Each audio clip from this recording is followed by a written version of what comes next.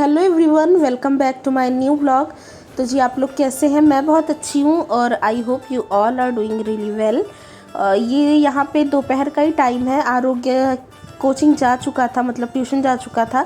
उसके बाद ही मैं यहाँ पे थोड़ी सी प्रिपरेशन कर रही हूँ और थोड़ी बहुत सब्जियाँ मार्केट से जो मैं ले आई थी उन्हें मैंने सोचा, क्योंकि मैं सो तो सकती नहीं हूँ। वो 1.5 घंटे के लिए जाता है 4 बजे से 5:30 बजे तक, और उस बीच नींद तो लगती रहती है। लेकिन मैं सोचती हूँ कहीं ऐसा नहीं हो कि मैं सो जाऊँ और उसको ट्यूशन से ले आने में लेट हो जाए, तो ये टाइम भी निकालना ही होता है। तो ये 1.5 घंटे का टाइम भी मेरे पास मिलता है कि मैं थोड़ी बहुत तैयारी कर लूँ। तो इस टाइम पे या तो मैं कोई कुछ देख लेती हूँ फ़ोन में अगर कोई काम नहीं होता, या तो फिर शाम के डिनर वगैरह की थोड़ी बहुत तैयारी कर लेती हूँ। आज के लिए ये कुछ काम थे, जिसमें ये लहसुन था, इसको मैंने पानी में भिगा दिया है। इससे ना ये ईज़िली जो है छिल जाते हैं और इसको छिलने में दिक्कत नहीं होती। यहाँ पे कुछ मटर हैं, मिर्चियाँ हैं जिसकी डंठल तोड़ करके रखनी है, मटर छील करके रखना है। ये सारी चीज़ें मैं पहले से तैयार करके रख लेती हूँ, मैंने पहले भी आपको बताया था। तो ये मैं फटाफट कर लेती हूँ। Hello friends, good evening.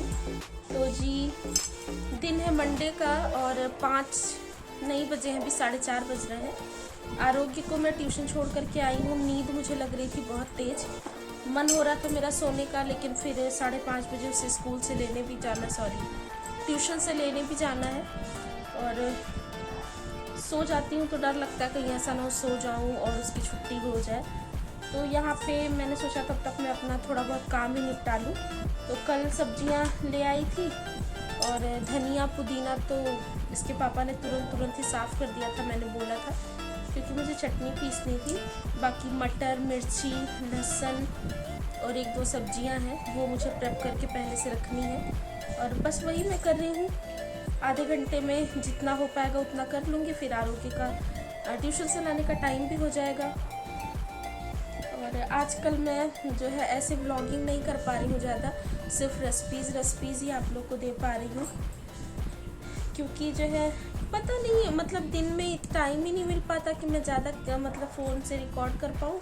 काम की हड़बड़ी इतनी ज़्यादा रहती है। शाम में आरोग्य के पापा के आने के बाद थोड़ा सा फ्री होती हूँ, तो वही एक टाइम कुछ अच्छा सा बनाती हूँ रेसिपीज़ में, तो वही आपके साथ शेयर करती हूँ। और बस यही सब है। फ़िलहाल मैं लहसुन छील रही हूँ, मैंने अभी आपको दिखाया है।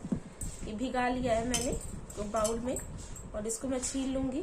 कुछ का इसमें से मैं पेस्ट बना के रखूँगी, जिंजर गार्लिक पेस्ट थोड़ा सा, और बाकी मैं ऐसे साबुत छील के रख देती हूँ ना, तो सब्जियों वगैरह में डालने में ना, सुबह के टाइम खासकर जब आपको जल्दी में लंच बॉक्स वगैरह बनाना होता है तो हड़बड़ी नहीं होती। आजकल हरी सब्जियां ज़्यादातर आ रही हैं, उसमें लहसुन का यूज़ होता ही है, जैसे भिंडी हो गई और बहुत सारी चीज़ें हैं। तो चलिए मैं फटाफट ये सब कर लेती हूँ, उसके बाद आरोग्य को ट्यूशन से लेने जाऊँगी, फिर मिलूँगी आपसे।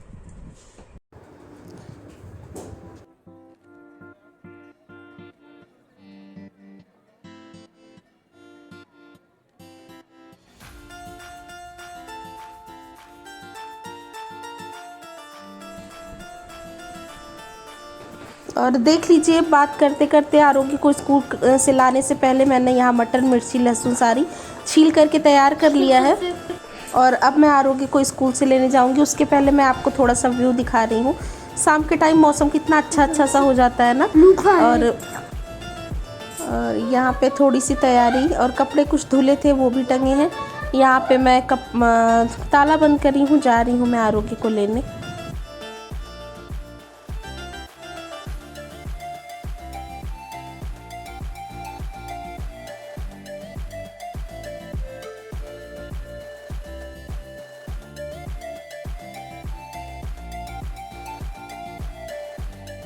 आरोग्य को ट्यूशन से लेके आ चुकी हूँ मैं। वहाँ पे देख लीजिए लेटा है और टाइम भी हो गया है।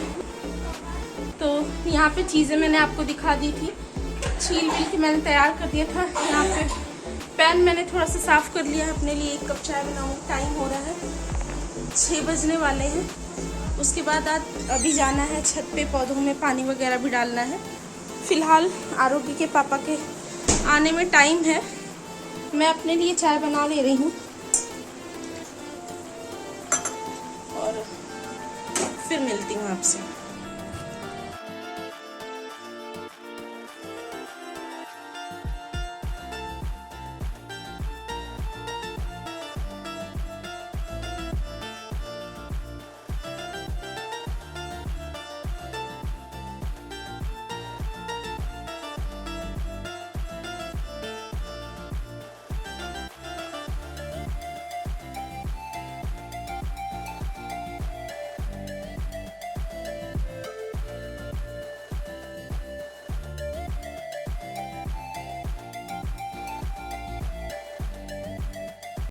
और यहाँ पे देख लीजिए मेरी चाय भी बनके बिल्कुल तैयार हो गई है। और जब भी आप कहीं काम करना शुरू करते हैं ना, मॉर्निंग में या इवनिंग में, तो उसके पहले एक कप चाय ज़रूरी होती है, थोड़ा सा एनर्जी बूस्ट हो जाती है। और यहाँ पे मैं अपनी चाय पीती रहूँगी। बाकी ये जो चीज़ें मैंने तैयार करके रखी हैं, इन्हें मैं सही से ढंग से रख दे रही हूँ। और जब भी आप लहसुन जो है ना छील करके, गार्लिक इस तरह सीसी वाले उसमें रखते हैं ना, बोतलों में जो शीशे की होती हैं, तो ना इसकी लाइफ बहुत अच्छी रहती है। और चाहे कितने भी दिन तक आप इसको रखो ना, ये बिल्कुल ख़राब नहीं होता। प्लास्टिक वाले में भी ज़्यादा दिन मतलब चल जाते हैं, लेकिन इसमें ना ज़्यादा दिन चलता है। और यहाँ पे मेरी चाय भी हो गई थी, मैंने उसको छान लिया है।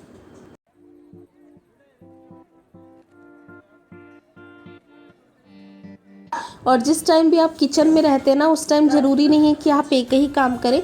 आसपास जो भी काम दिखते रहते हैं ना, वो आप निपटाते चलो छोटे छोटे, तो बहुत सारी चीज़ें इजी हो जाती हैं। अब जैसे मैं ना ये जीरा खरीद के ले आई थी, तो इसको भी ना मैंने जो है पानी वगैरह डालना है। आरोग्य वहाँ पे साइकिल चला रहा है।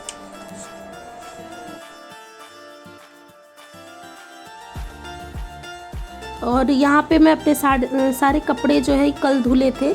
अब बहुत ज़्यादा इकट्ठा हो गए थे, मशीन लगी थी, रात भर कपड़े छत पे सूख ही रहे थे। इस टाइम मैं आई हूँ और कपड़े अपने सारे उतार लूँगी, उसके बाद नीचे ले जाऊँगी। हाथ के हाथ मैं इनको फ़ोल्ड भी कर ही दूँगी, फ़ोल्ड करके रख भी दूँगी, क्योंकि अभी मेरे पास थोड़ा सा टाइम है डिनर बनाने में। क्योंकि जब एक बार ये रखे रह जाते ना, तो फिर रखे ही रह जाते हैं।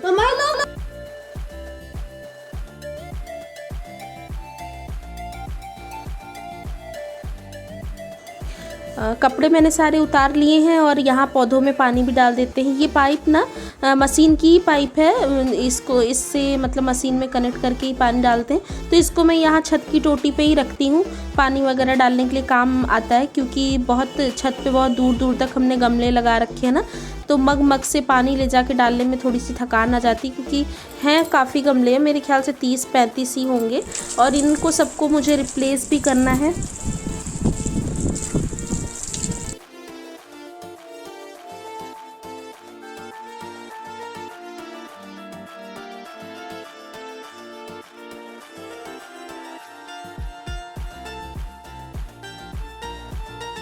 और इन पौधों में ना सुबह शाम दोनों टाइम ही पानी दिया जा रहा है, फिर भी ये इतने सूख से जाते हैं पूरे दिन के बाद।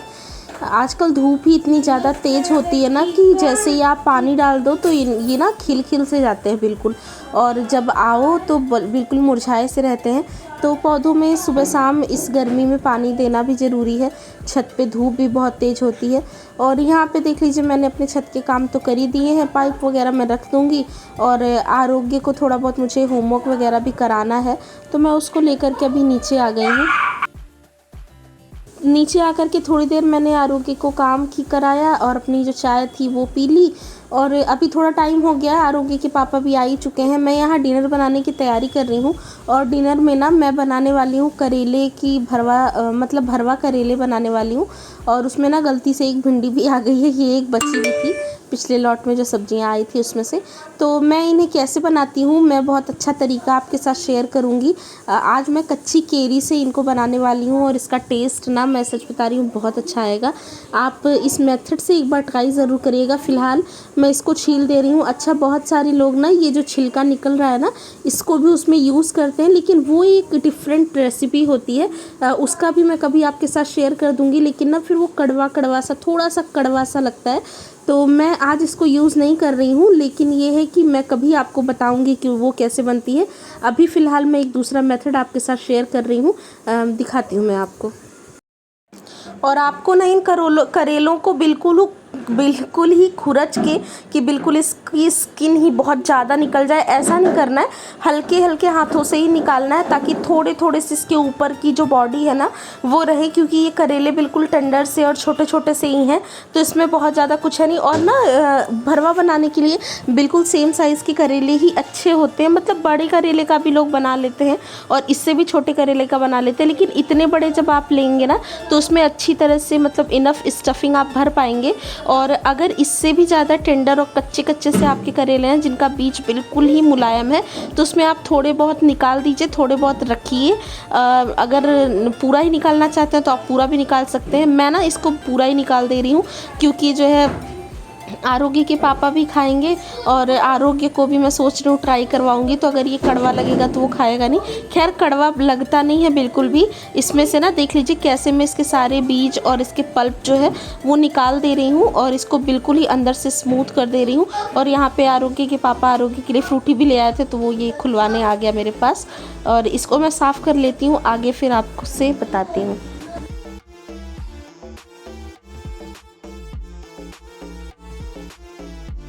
देखिए करेले मैंने साफ़ कर लिए थे और थोड़ी सी प्रिपरेशन भी मैंने यहाँ पे कर दी थी। और यहाँ पे ना जब मैं बनाने आई तो मुझे समझ आया कि मेरा धनिया पाउडर ना वो ख़त्म हो गया था। तो मैं यहाँ पे धनिया पाउडर बनाने के लिए थोड़ी सी धनिया को रोस्ट करी हूँ। मतलब रोस्ट नहीं करना है, जस्ट आपको थोड़ा सा इसको गर्म कर लेना है ताकि इसका मॉइस्चर जो है वो ख़त्म हो जाए, तो उससे ना धनिया पाउडर ज़्यादा दिन तक चलता है। ये मसाले मैं लगभग घर पर ही बना लेती हूँ। बहुत कम धनिया वगैरह मैं धनिया पाउडर वगैरह मैं बाहर से ख़रीद के ले आती हूँ। जैसे जीरे का पाउडर हो गया, सौंफ का पाउडर हो गया, धनिया का पाउडर, ये मैं घर में ही बना लेती हूँ। ये साबुत धनिया आप खरीद के ले आओ ना तो आराम से बन जाता है। इनको मैं थोड़ा थोड़ा सा रोस्ट कर दूंगी और बस इतना आपको करना है कि इसमें से ना एक खुशबू सी आने लग जाए और कलर वगैरह चेंज नहीं करना है। महकने का भी कोई यहाँ पे झंझट है नहीं, सिर्फ थोड़ा सा आप इसको ऐसे अलट पलट करके रोस्ट कर दीजिए और इतना करने के बाद ना आपको इसको एक अलग थाली में निकाल देना है ताकि ये ठंडा हो जाए बिल्कुल। इसको आपको पीसना तभी है जब ये बिल्कुल ही ठंडा हो जाए। मैं यहाँ पे चेक करती जा रही हूँ कि ये बहुत ज़्यादा ना हो जाए और बिल्कुल ठंडा होने के बाद ही आप इसको पीसिएगा, क्योंकि जब ये गर्म रहता है ना तो इसमें एक हीट जनरेट होती है और मिक्सी भी लगातार रन करती है ना, तो उसमें एक गैस सी बन जाती है ना, तो कभी कभी मिस हैपनिंग हो जाता है। तो इसलिए मैं आपको जो है यहाँ पे बता दें। वैसे ये सब चीज़ सब लोग जानते हैं, लेकिन फिर भी मैं अपनी तरफ से सोचती हूँ कि जो मुझे पता है उतना मैं बता ही दूँ। यहाँ पे एक थाली में आप इसको फैला दीजिए, बिल्कुल ही ये ठंडा हो जाए, 10 मिनट का टाइम लगेगा। उसके बाद आप इसको पीस दीजिएगा। और फिलहाल यहाँ पे मैंने खूब सारा लहसुन ग्रेट कर लिया है। तो 2 बड़े साइज़ के बिग प्याज मैंने छोटे छोटे से कट कर लिए हैं, बहुत छोटे कट कर लिए हैं। अगर आप हाथों से कट कर सकते हैं तो कर लीजिए, अदरवाइज़ आप चॉपर में कर दीजिए। ये 2 कच्चे आम थे जो मैंने आपको दिखाया, वो भी मैंने बहुत छोटा छोटा सा कट कर लिया है। करेले अपने बीज वगैरह निकाल करके धो करके रख दिए हैं। और अब यहाँ पे जो है मैं अपना धनिया पाउडर पीसने जा रही हूँ।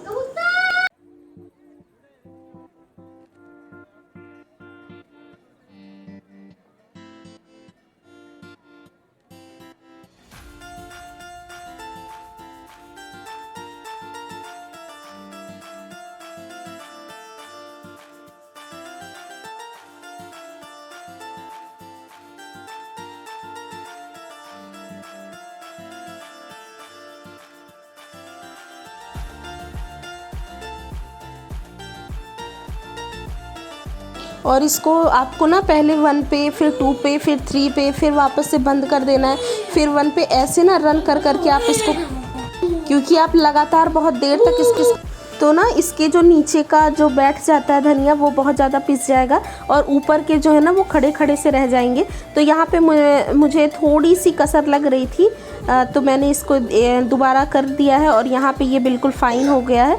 इसको भी, ये आरोग्य मेरे पास है ना, बहुत शोर मचा रहा है ये।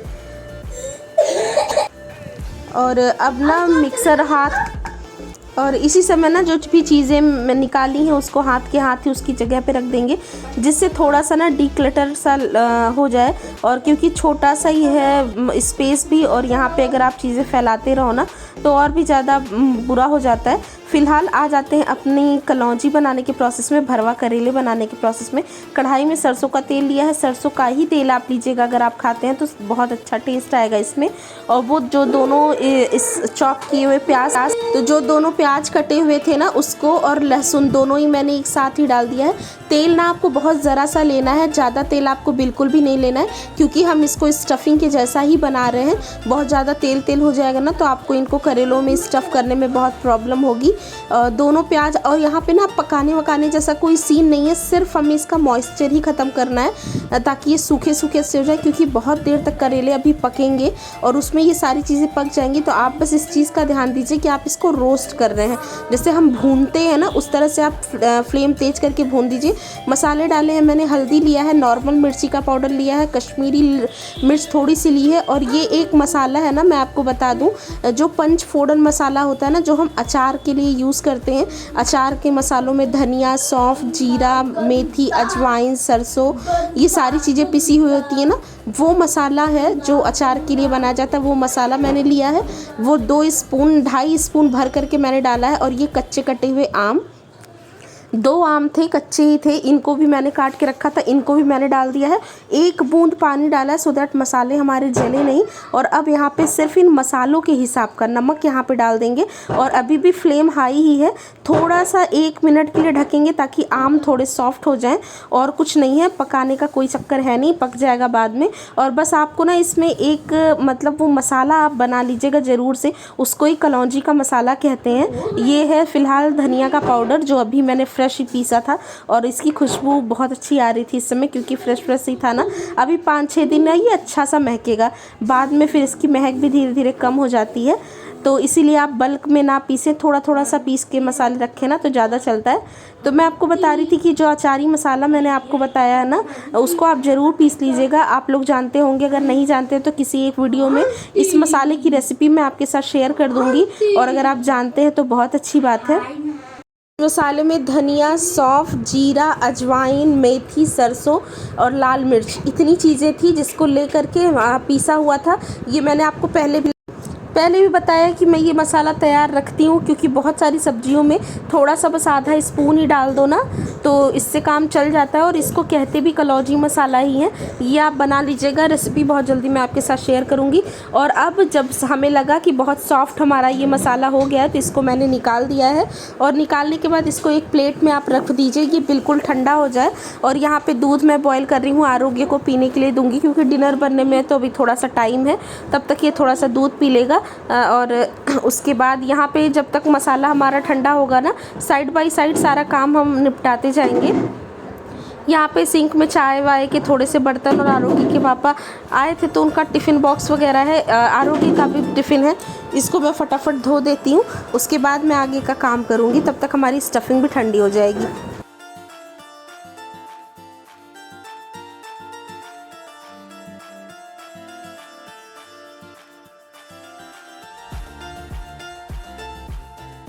और ऐसे थोड़े थोड़े से बर्तन आप अपने वॉश करते चलो ना, तो ज़्यादा लॉट इकट्ठा नहीं होता, तो आपको प्रॉब्लम भी नहीं होती है। और अगर बहुत ज़्यादा आप सिंक में बर्तन भर लेते हो ना तो बड़ी दिक्कत होती है। मुझे तो बड़ी टेंशन होने लग जाती है, फिर मैं खाना बनाती हूँ या कुछ भी करती हूँ ना तो मेरा मन उसमें लगता नहीं है, मेरा ध्यान बार बार ये बर्तनों की तरफ ही आता है। तो बेटर है कि भले ही 2-4 बार आपको हाथ लगाना पड़े, लेकिन थोड़े थोड़े से करके ना आप अपना साफ़ करते जाओ, तो किचन जितनी ज़्यादा क्लीन और साफ़ सुथरी दिखती है ना, काम करने में उतना ही मन लगता है। तो इसीलिए मैं जब तक, देखिए अब जब आप मल्टीटास्किंग करेंगे ना तभी आप फटाफट से निपट पाएंगे, नहीं तो घर में तो इतने सारे काम होते हैं कि आप करोगे ना तो आप पूरा दिन करते रह जाओगे और आप किसी चीज़ को टाइम नहीं दे पाओगे। तो थोड़ा सा ना स्मार्ट वर्क करना चाहिए, मल्टीटास्किंग करती रहनी चाहिए। अब जैसे एक तरफ आप कुछ, ऐसा नहीं कि एक काम आप कर रहे हो तो बस उसी में ही लगे पड़े रहो, वही करते रहो। छोटे बड़े बहुत सारे काम होते हैं ना, तो आप देखते रहिए कि उस चीज़ की कोऑर्डिनेशन में आप क्या काम कर सकते हो। तो अगर जैसे चाय बन रही है तो चाय को खड़े होकर उबलते हुए देखना तो सही नहीं है ना, आप उस टाइम पे कुछ और भी कर लो, कुछ रिफ़िल करना है तो कर लो, या चाय बनने में 5 से 10 मिनट का टाइम तो लग ही जाता है। तो आप थोड़े बहुत 2-4 बर्तन है तो धो लो। अब जैसे अगर मैं चाहती तो मैं स्टफिंग ठंडी होती तब तक मैं बैठ भी सकती थी। तो मैं चाहती थी मैं उसको मतलब बैठ जाती थोड़ा सा, लेकिन फिर ये काम कोई और तो आके करेगा नहीं, करना तो मुझे ही है। तो इससे अच्छा जब तक वो ठंडा हो रहा है तब तक आप यहाँ पे ये कर लो, जब तक आप ये करके निपटाओगे तब तक आपका वहाँ स्टफिंग ठंडी हो जाएगी। तो ऐसे ना मल्टीटास्किंग करते रहोगे तो आपका काम जल्दी निपट जाता है। और ये भी चीज़ें धीरे धीरे ही समझ में आती हैं कि कब क्या करना है ना। जब आप लगातार किसी चीज़ से जुड़ जाते हो और करते रहते हो तो कब क्या करना है ये ऑटोमेटिक आपके दिमाग में आता रहता है, आपको सोचना नहीं पड़ता। और हाउसवाइफ तो ऐसी ही होती हैं जिसको बहुत सारे काम होते हैं, तो वो ऐसे ही अपना काम चलाती हैं। आफ्टर ऑल हम लोग की कभी छुट्टी होती नहीं है। ऑफिस गोइंग जो होते हैं, जॉब जो करते हैं, उनको संडे को ऑफ़ मिलता है और हमारा तो कभी कोई ऑफ़ है नहीं। जब तक ऑफ़ नहीं है, जब तक कि हम इतने बीमार ना हो जाएं कि हम बिस्तर से खड़े ही ना हो पाएँ, तब तक ऐसा नहीं है कि अगर हम नहीं करेंगे तो काम होगा नहीं, हो जाएगा। लेकिन जब तक औरत घर के काम नहीं करती ना, तब तक वो उस तरह से होता नहीं जैसा होना चाहिए। और घर को साफ़ सुथरा रखना यही एक लेडी का काम होता है। और हर चीज़ का ध्यान देना चाहिए, अपना भी ध्यान देना चाहिए, घर का भी देना चाहिए, बच्चे पे भी ख्याल रखो। तो कहने का ये मतलब है कि आप जो भी काम कर रहे हो ना, उसको पूरी शिद्दत के साथ और अच्छे से करिए। और आपसे बात करते करते मेरे सारे बर्तन यहाँ पे धुल गए हैं। थोड़ी सी किचन भी मैं पोंछ दूँगी, गैस वगैरह, क्योंकि दूध बॉईल किया था, चाय बनाया था, शाम को थोड़े से पॉपकॉर्न वगैरह भी बनाए थे, तो इससे थोड़े से ना इधर उधर फैल गए हैं। तो यही खुजली मेरे दिमाग में मची रही थी, तो मैंने इसको भी फटाफट लगे हाथ साफ़ कर दिया। हालांकि बाद में मुझे करना तो पड़ेगा ही सारी कुकिंग होने के बाद, लेकिन हाँ, एक बार जब प्लेटफॉर्म बिल्कुल क्लीन हो जाएगा ना, चमचमाती हुई किचन रहेगी, तो काम करने में मन लगेगा और आप बोर नहीं फील होंगे। अच्छा, अब यहाँ पे आ जाते हैं अपने भरवा करेले की तरफ। यहाँ पे स्टफिंग बिल्कुल ही ठंडी हो गई है और आप इसमें खूब अच्छे से भर भर के, जितनी इसमें कैविटी है, मतलब इतना मत भरिएगा कि एकदम ओवरलोड ही हो जाए, लेवल कर करके आप इसको भर दीजिए और खूब अच्छे से दबा दबा करके जितना इसमें जाए। और देखिए बहुत अच्छे से करेले बन के तैयार हो जाएंगे। और यहाँ पे आपको साइड में थोड़े आलू भी दिख रहे होंगे, मैंने एक सेफ़र साइड के लिए रख लिया है कि अगर मान लो आरोग्य नहीं खाता है तो, क्योंकि बच्चे ना करेला वरेला आप जानते हैं नहीं खाते, और थोड़ा सा आरोग्य है भी पिकी ईटर, पता नहीं खाएगा कि नहीं, तो सेफ़र साइड में मैंने ये 2-4 आलू भी ले लिए हैं। और ये करेले और आलू की कलौंजी ना फ्रिज में रख के काफ़ी टाइम तक चलती है। अगर खैर ये तो ख़त्म ही हो जाने वाली है इसी टाइम, लेकिन मैं बता रही हूँ कि अगर आप इकट्ठा बना लेते हैं ना, तो ये दाल चावल के साथ और ऐसे रोटी पराठे के साथ बहुत अच्छी लगती है। मैं भर ले रही हूँ, सेम तरह से आप भी भर लीजिएगा। देख लीजिए मैं कैसे कैसे कर रही हूँ, इसीलिए मैंने यहाँ पर आपको सारे एक साथ करके दिखा दिए हैं। और उसके बाद मैं आपसे मिलती हूँ।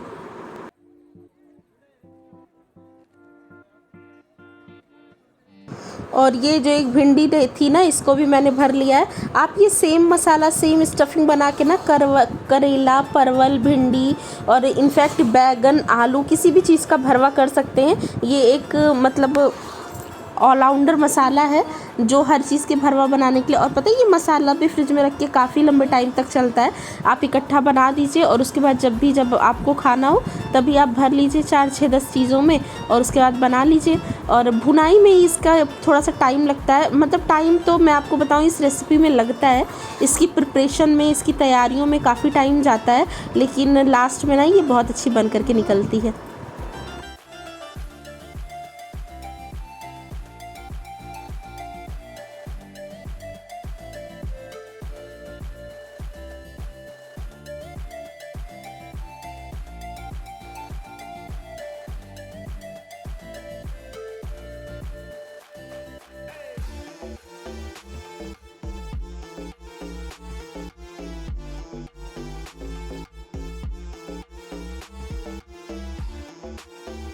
और देखिए आलूओं में भी थोड़ी थोड़ी सी कैविटी कर करके ना मैंने इसमें अच्छे से स्टफ़ कर दिया है। और इसके बाद भी ये मसाला बच ही गया था और बहुत ज़्यादा नहीं बचा था, बस 2 या 3 आलू में भरने जैसा बचा था, तो मैंने फिर 2-3 आलू और काट लिए थे। मैंने कहा चलो कोई नहीं, बच जाएगा तो मैं इसको फ्रिज में ही रख दूँगी। और अगर आप चाहें तो ये मसाला स्टफ़ भी कर सकते हैं। और जो आप आलू कट करेंगे ना, तो उसके जो टुकड़े निकलेंगे उसमें थोड़ा सा मसाला ऐसे लपेट करके आप इसको ऐसे भी रख देंगे तो ना ये हो जाएगा। और यहाँ आते हैं अब इसको बनाने के प्रोसेस में। और इसमें ना सरसों के तेल में ही आप और अगेन मैं आपको कह रही हूँ कि अगर आप सरसों का तेल खाते हैं ना तो प्लीज़ आप इसको सरसों के तेल में ही बनाइएगा, इससे इसका टेस्ट बहुत अच्छा आएगा। और अब मैंने अपने सारे करेले देख लीजिए इस तरह से लाइन कर दिए हैं। और मतलब ऐसे ही थोड़े से ना चौड़े मुँह वाला आप अगर लेंगे बर्तन तो आपको इसको चलाने में आराम रहेगा। बाकी आप नॉर्मल कढ़ाई में भी इसको बना सकते हैं, कढ़ाई में मैं भी बना ही रही हूँ। और इस तरह से ना आप रख दीजिए। सबसे पहले ना जो आपने स्टफिंग भरी है वो साइज़ ऊपर नहीं होना चाहिए उसके, क्योंकि अगर ऐसे होगा ना तो क्योंकि अभी हमारी सब्जियों को बॉडी मिली नहीं है तो सारे ही मसाले निकल जाएंगे। तो नीचे की तरफ से जहाँ से स्टफिंग नहीं भरी है वैसे आप लाइन कर दीजिए। और ऊपर यहाँ पे सिर्फ करेले और आलू के जैसा नमक हम इस पर छिड़क रहे हैं, डाल नहीं रहे हैं, क्योंकि स्टफिंग में ऑलरेडी है। और यहाँ पे मैंने अरहर की दाल बना ली थी, उसमें मैं सिंपल सा तड़का लगा रही हूँ। मैं आपको बताऊँ ये जो कलौंजी बनती है ना इसके साथ जीरे वाले तड़के वाली दाल ना बहुत टेस्टी लगती है, क्योंकि यहाँ पे हमें दाल वगैरह में कोई टेस्ट देने की ज़रूरत नहीं है। कलौंजी अपने आप में ही इतनी ज़्यादा मतलब टेस्टफुल होती है ना, इतनी ज़्यादा टेम्पटिंग होती है कि इसके साथ आपको नॉर्मल दाल ही अच्छी लगेगी। और बस नॉर्मल घी में मैंने जीरा ले लिया है, जीरे से ही मैं अपने अरहर की दाल में तड़का लगा दूँगी। और रात का यही हमारा उस दिन का डिनर था, दाल चावल और करेले आलू की भरवा। रोटियां मैंने नहीं बनाई थी क्योंकि इसके साथ दाल चावल ही अच्छा लगता है। और ये देख लीजिए आप हमारी डिनर थाली लग रही है ना, बिल्कुल टेम्पटिंग, बिल्कुल सिंपल यूपी स्टाइल।